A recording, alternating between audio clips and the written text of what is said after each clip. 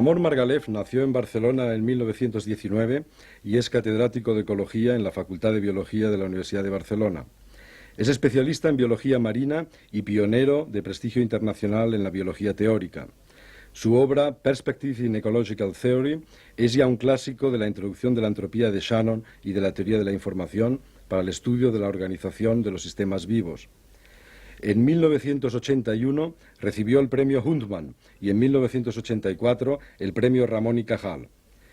Ramón Margalef, carismático maestro de tantos naturalistas de todo el mundo, representa aquí la ciencia de los sistemas inevitablemente complejos.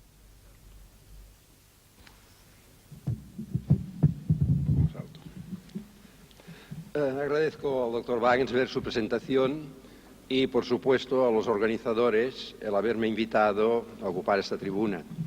Por razones un poco técnicas de traducción y de limitación de espacio, contra mi costumbre voy a leer el texto. Supongo que será un poco más preciso.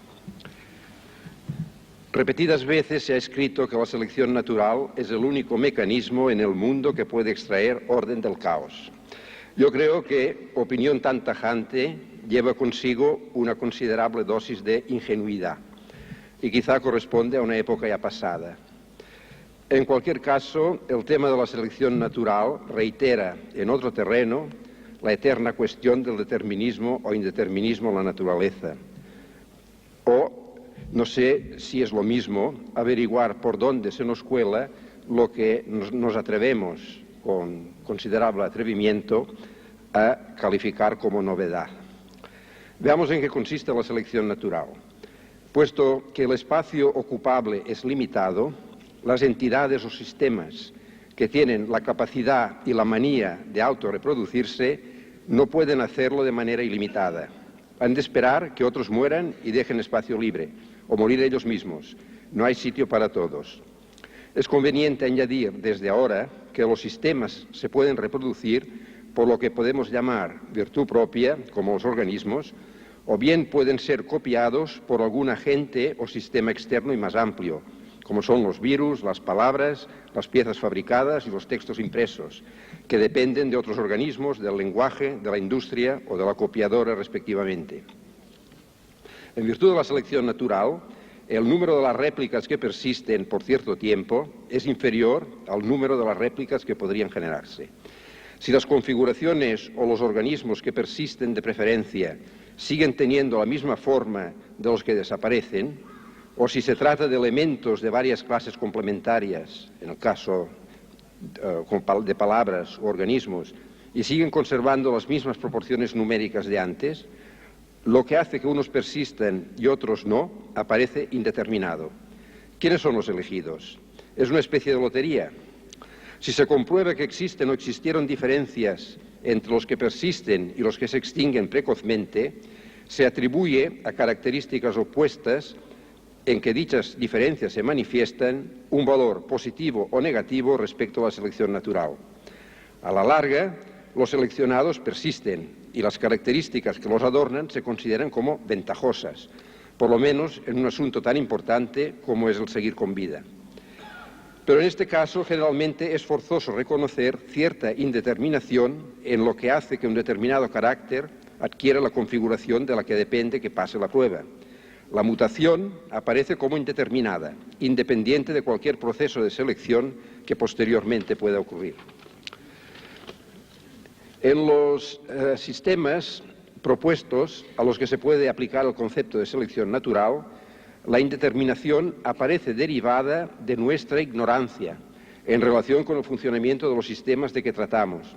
Es un indeterminismo pragmático que hay que adoptar ante la inmensidad de un mundo que no podemos explorar adecuadamente, en el sentido y en el espíritu en que habla Popper de su universo abierto.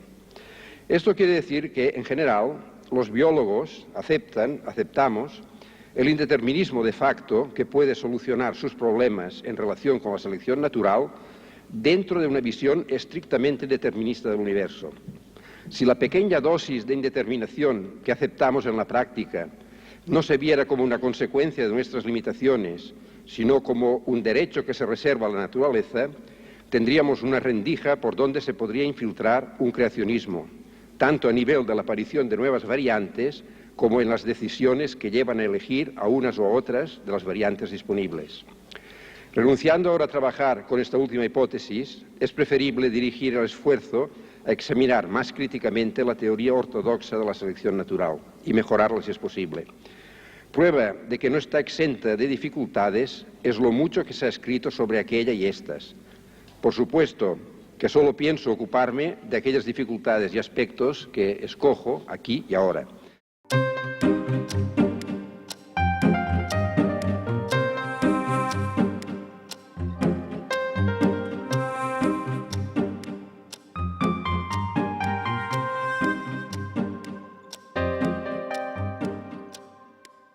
Gracias al profesor Margalef por su exposición. Yo solo quería señalar algún punto de los que me ha interesado y que alguno de ellos ya había reflexionado antes y quizás puedan servir como punto de partida para el debate.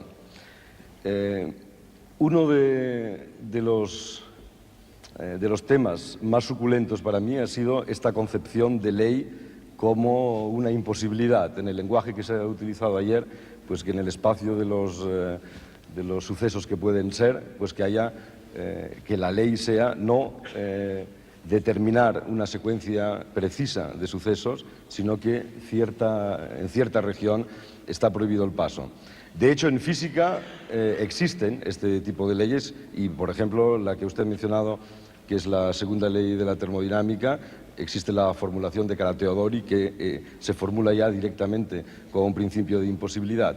Pero este es un punto que creo que puede interesar a la audiencia en general, porque en sistemas mucho más complejos, entendido por complejos, pues aunque solo sea que con un número mucho más alto de grados de libertad, la estructura de la legalidad también parece hecha de esta forma, ¿no? Si pensamos en la moral, pues la moral más bien se dice lo que no hay que hacer que lo que hay que hacer.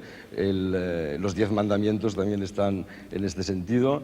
El Código Penal tampoco obliga a nadie a hacer nada, sino que se sancionan ciertas cosas, y triunfar con el Código Penal, pues no sé, por ejemplo, sería hacerse rico sin violar la legalidad, es decir, sorteando esas señales de prohibido el paso.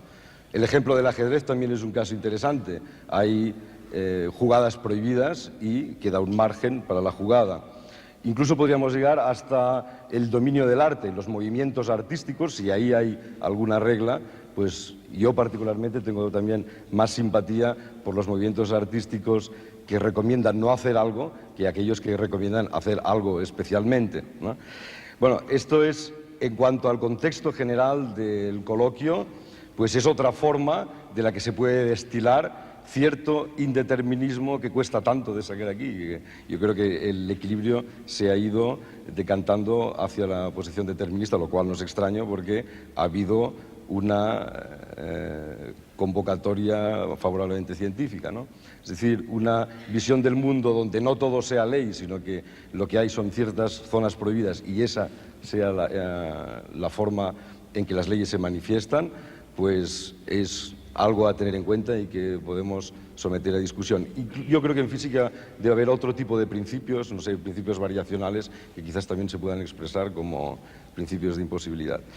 Bueno, este es un punto. Hay otros puntos que creo que son interesantes, solo los enumeraré, pero que pueden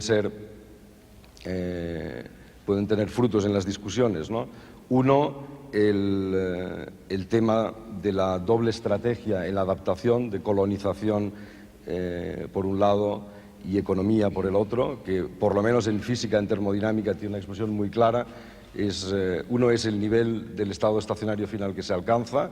Por ejemplo, si pensamos en una función como puede ser la producción de entropía, si el valor constante al final significa el estado estacionario, la velocidad con que se llega a este estado estacionario es claramente la velocidad de colonización, y luego la efectividad económica, una vez se está en él, es otra variable importante en esta dualidad de vencer en adaptación, etc.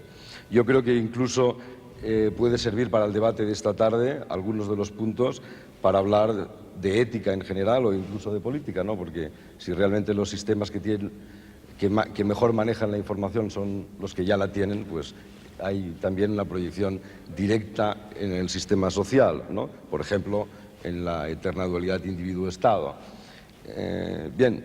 También el pattern matching como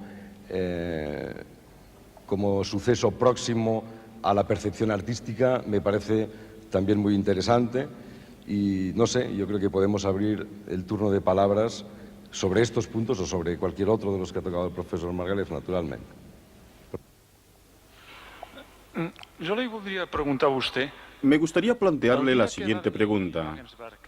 El día que fue Wagensberg a invitarle a venir aquí, en aquel momento su cerebro se encontraría en un estado que, supongamos, era definido, que podemos describir con la máxima precisión de la que es capaz la ciencia actual. Entonces, cuando él formuló la pregunta, llegó una señal electromagnética a su cerebro y usted dijo que sí.